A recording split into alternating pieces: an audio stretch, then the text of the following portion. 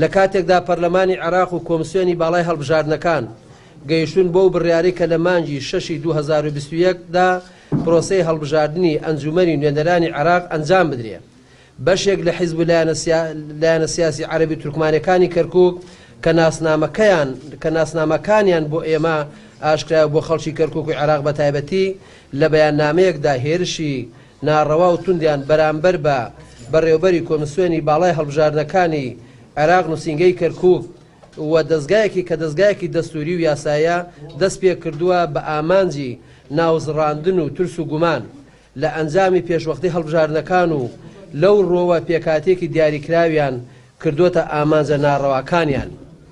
بۆیە لێرەوە ڕای دەگەێنین. یەکەم، داوا لە پەرلەمانی عێراق و داواکاری گشتی دەکەین بە پەلە ڕێوشوێنی دەستوری و یاسایی دژی ئەم تۆمەت و ناوزڕاندنە بگرنە بەر و تۆمەتچیەکان ڕوبەڕووی یاسا بکرێنەوە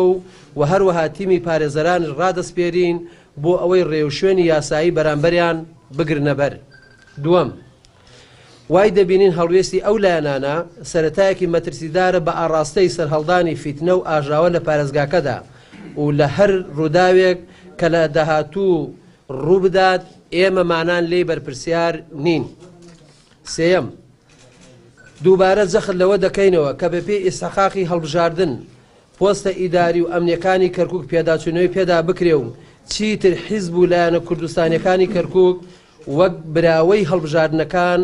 کە بەدەستیان هاوردووە پەراوێز نەخرێن. چوارەم،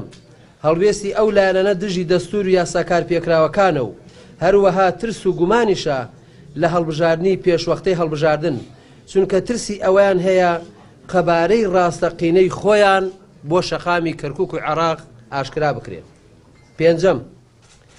ئێمە وەکو حیزب و لایەنە سیاسی کوردستانیەکان تەئکید لە پێکەوە ژیانی نێوان پێکاتەکان دەکەینەوە و ڕای دەگەێنین ڕێگە لە هەر ئاژاوەیەک بگرین